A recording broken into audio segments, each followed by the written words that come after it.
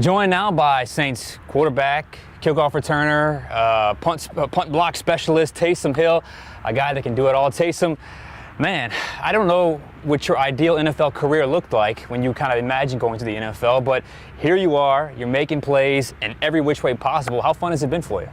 Yeah, this has been a ton of fun. I think at the end of the day, anything that you can do to get on the field is a plus. You know, I think long term, I want to play quarterback. I think that there are opportunities to do that, but in the meantime, I'm having a ton of fun. So when you go into a game plan every week, you kind of have an idea, okay, I might get in this situation, might get in that situation.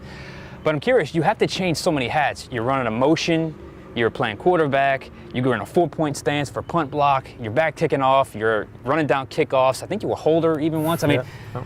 What does that do to the mind? I mean, how versatile does your mind have to be just to get prepared for a game like that? You know, I will say you always have to be ready. Okay. And by the time I finish a game, I'm so tired and exhausted from, you're always up, ready to go, waiting for your number to be called. And I will say, most of the times I'm stepping on the field is a kick return or a kickoff or a punt or whatever it is, that it's 0 to 100, for 60 yards or, whatever that play dictates. And so it's just, mentally preparing yourself so you can handle everything that comes your way in different situations, and knowing the game plan well enough to know when your number is going to be called. But at the same time, I love it, and I hope that continues to grow and expand. Let's get to know you a little bit, kind of as Taysom Hill the person, not just a football player. You grew up in Idaho, correct? Yep. And I read that you actually signed to play for Jim Harbaugh at Stanford, but ended up at BYU. How did that process happen? Yeah. So I graduated high school in 2009, ended up signing to play for Stanford, and then I deferred my enrollment after I was accepted to serve a 2-year mission for my church. And in that 2-year span, Jim Harbaugh had left, went to the San Francisco 49ers, and Coach Shaw got promoted, got the head coaching job, and there are a few other things that transpired that I felt like at that point the fit for me and just the QB position and everything else, I felt like the best place for me was BYU at that point.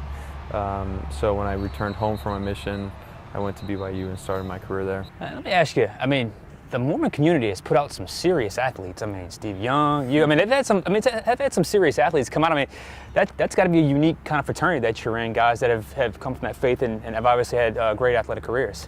Absolutely. I think, going to BYU playing quarterback, there's an expectation that's put on you immediately. As you mentioned, Steve played there, Jim McMahon, Steve Sarkisian, Ty Detmer, the list goes on and on. And but I loved it. I knew there was an expectation, but I became a part of an elite group at BYU. And man, all those guys that I mentioned, they've all reached out. I've become close friends with all of them. They were guys that were recently in the NFL, guys like John Beck, Max Hall, that were there right before me. And I've had the opportunity to become close with those guys and received a lot of influence. So you do a lot of things on the football field. You're clearly athletic. My favorite video with me and my 5-year-old is the BYU Dancing Cougar Cosmo. That's not you, is it? Because I feel like you can dance like that too if you can do all those other things on the field. I will say that I don't know if you saw the reaction. It's a big secret who the Cosmo is. So I can't divulge, but I will say I'm from Pocatello, Idaho, and I never learned how to dance like that. So it's safe to say it's probably not me. So it's not you, No, okay? But I think you know who it is. Not me. I'm not going to press you too hard on that. Talk to me a little bit about, because I've asked everyone that sat there, what was your best sport that wasn't football growing up? Yeah, I would say probably basketball. Okay. I grew up playing baseball and basketball and football until I got to high school, and then I had a shoulder injury and chose to pursue football other than baseball, and then ran track to make me a better football player was my mindset. But I would say probably basketball. I wasn't a great basketball player. I had a few opportunities to go play at some smaller schools, but obviously football was my primary sport. But I loved getting out of the court and competing. You hear legendary stories about Drew, and I know you've been here a little over a year. How competitive is he truly? I heard he's just unbelievably competitive. Yeah, the stories are true for sure.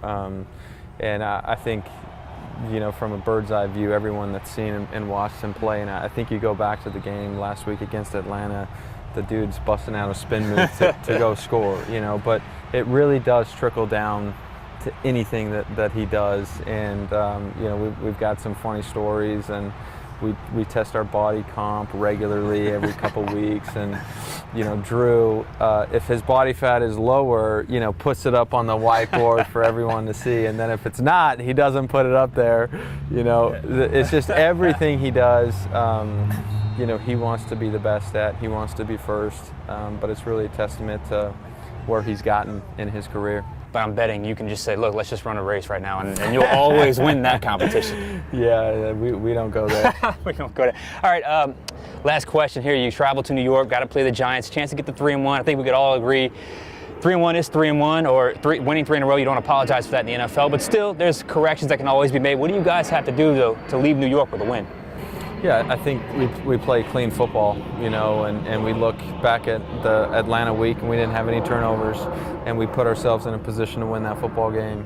And you go back to Tampa Bay, I think offensively we turned the ball over, and we gave them points that way, and we're able to get by Cleveland with a few turnovers. But I think that is a major statistic that sticks out in our mind offensively and as a unit, that if we protect the ball, we're good enough in every position to make sure that we have opportunities to win the football game.